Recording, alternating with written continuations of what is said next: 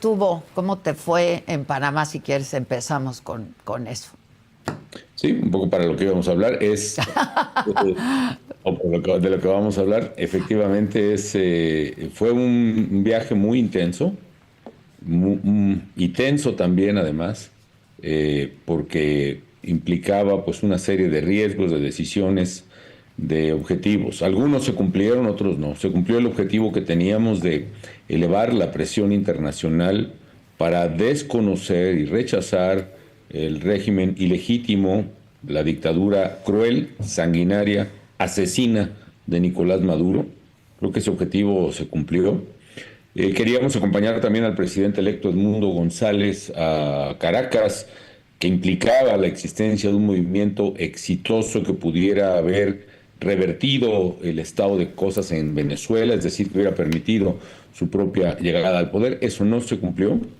Prevaleció la dictadura, pero me parece que se perdió una batalla, pero no la lucha por la democracia en Venezuela y en todo el continente, Adela. Creo que hay que seguir.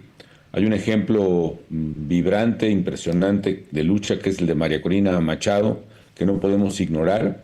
Hay un testimonio enorme de venezolanos que han rechazado y rechazan la imposición, demandan nuestra solidaridad y la merecen. Creo que hay que estar solidario con ellos. Y hay también miles de personas que hoy están en una cárcel injusta en Venezuela, muchos de ellos jóvenes, muchos de ellos menores de edad, que me parece una de las grandes aberraciones del mundo occidental en estos tiempos. Me parece que esos regímenes, entre los más arcaicos, los más autoritarios, pues de Corea del Norte, de Rusia, que también persigue opositores, de Irán, que persigue por cuestiones de credo, que hostiga a las mujeres, que las encarcela, las ejecuta, en fin. Me parece que el caso de Venezuela y el de Nicaragua, en esta tríada Nicaragua, Cuba, Venezuela, Sí. está muy cerca de nosotros y tiene que ser combatida civilmente por todos los que creemos en la libertad y en la democracia. Felipe, ¿qué escenario ves para Venezuela? María Corina, una mujer muy valiente, yo coincido contigo, la verdad, ha dicho que va a seguir en la lucha. Tú dices se perdió una batalla, que no la guerra, pero ¿qué escenario ves al corto plazo para Venezuela? El corto plazo yo creo que vendrá una exacerbación de la dictadura y de la represión. Fue un golpe fuerte para Maduro, estaba muy enojado, el haber sido solo acompañado por su comparsa de dictadores, el haber sido rechazado en todo el mundo, en Europa, en Asia, en América, el haber sido desconocido por Donald Trump a unos días de que entre a tomar posesión, el haber roto relaciones Chile y otros países, Paraguay, por ejemplo, Chile en particular, que es de cuño de tendencia socialista, tiene un presidente abiertamente socialista, pero un demócrata, hay que decirlo. Eh, el haber no tenido ni siquiera la presencia de los presidentes de otros países asociados, entre otros Colombia y México, ni Brasil tampoco estuvieron ahí, me parece que sí marca un reflejo de una deslegitimación y creo que esa dictadura se sigue deteriorando y hay que seguir empujando, Adela. No sé cuánto tome, pero hay que seguir empujando y hay que frenar las dictaduras en América Latina para poder evitar el riesgo de que alcancen a otros países considerados democráticos hasta entonces o hasta hace poco. El hecho de que, pues, por parte de México estuviera el embajador, ¿qué opinión te merece en la toma de protesta de Maduro? Que fue Pues, una puesta en escena, ¿no? mira, la presencia del embajador mexicano fue, pues parece, sin pena ni gloria, irrelevante. Yo hubiera preferido que no se reconociera por ningún medio o que no se diera pie a que se estaba legitimando el régimen, pero valora el gesto de la presidenta Sheinbaum de no asistir a ella en primer lugar, de no enviar al canciller Juan Ramón de la Fuente y de dejar al embajador, que finalmente el embajador queda ahí como una posición confusa. Finalmente los embajadores tienen que hacer eso, los que están en sitio, ¿no?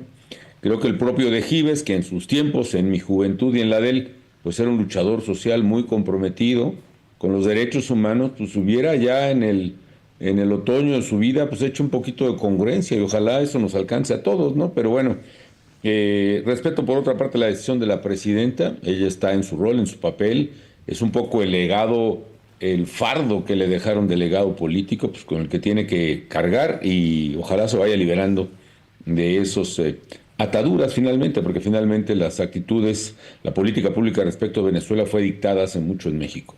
Recientemente has dado alguna entrevista, en una de ellas escuché, Felipe, que decías que México pudiera acabar como Venezuela.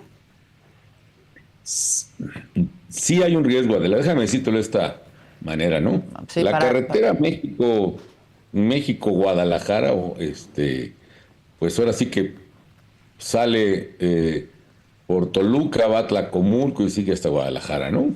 Pasa, por supuesto, el punto más bello del recorrido es Morelia, ¿no? Sí, ya sabía que ibas a decir eso.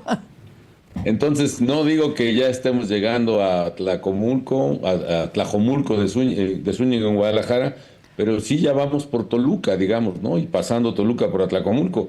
Me parece que estamos en la vía, todavía lejos, pero el recorrido está ahí y tenemos que corregir el rumbo definitivamente. No lo digo, yo no digo, insisto, que Claudia Sheinbaum sea autoritaria, ni lo pienso ni lo digo, pero sí creo que una vez que se rompe una estructura tan básica como el Poder Judicial, se pierde definitivamente el talante democrático de un país. Una república democrática federal, como una república finalmente democrática como la Constitución preveó en 1917, es una república, es una mesa que tiene tres patas, déjame decirlo así. El legislativo, el ejecutivo y el judicial. Si rompes una pata, se cae la mesa y prevalece la pata más poderosa, es decir, en este caso el Ejecutivo. Sin contrapesos, la inercia misma del poder, Adela, va generando primero prácticas, primero hechos, luego prácticas, rutinas y finalmente deriva en un desempeño autoritario. No hay excepción a eso. Todavía habrá quien diga hay dictadores buenos y hay dictadores malos, pero no hablemos de democracia donde no la hay. Otro síntoma, la democracia implica que haya elecciones libres, se respeten y hay una autoridad independiente y equitativa que las vigile y las supervise. Tenemos una autoridad electoral independiente y equitativa que las supervise. Eso se perdió recientemente. No tenemos garantía judicial, no tenemos autoridad electoral independiente, no tenemos órganos independientes que regulen la economía ni el derecho a la información, por ejemplo. Todo eso ha desaparecido en su rango de independencia. Es decir, las características inherentes a un sistema democrático se han venido desprendiendo como pétalos de margarita y quedaremos, si seguimos así, en el nudo caso de un autoritarismo más o menos benevolente, más o menos sádico como el de Venezuela, no lo sé, pero ese es el camino que me preocupa, a eso me refiero y que debemos desde luego rectificar. Pero todo parece que vamos a caminar y vamos a transitar ese camino, Felipe. Pues espero que no. Con la presidenta. Espero que no, Adela, pero eso depende ya de los mexicanos, de lo que se haga de ahora en adelante. Ya pasó la elección, ya vino el absurdo mayoriteo, la invención de la hipermayoría sin fundamento que tiene Morena, ya estudió el Poder Judicial, pero ahora sigue qué van a hacer o qué vamos a hacer los ciudadanos. Y a mí me parece que eso requiere una reconstrucción tan importante como la reconstrucción del poder mismo. Tenemos una sociedad que no tiene canales de participación y también hay que decirlo, Adela, que durante mucho tiempo, años, quizá décadas, se negó a participar con responsabilidad en los asuntos públicos. Como decía mi padre, en paz descanse, le dejó la política a los políticos, si no hay que dejarle la política a los políticos. Mala idea. Hay que participar. Él también decía que ciudadanía y política son sinónimos. Ciudadanía viene del latín civitas, que significa ciudad.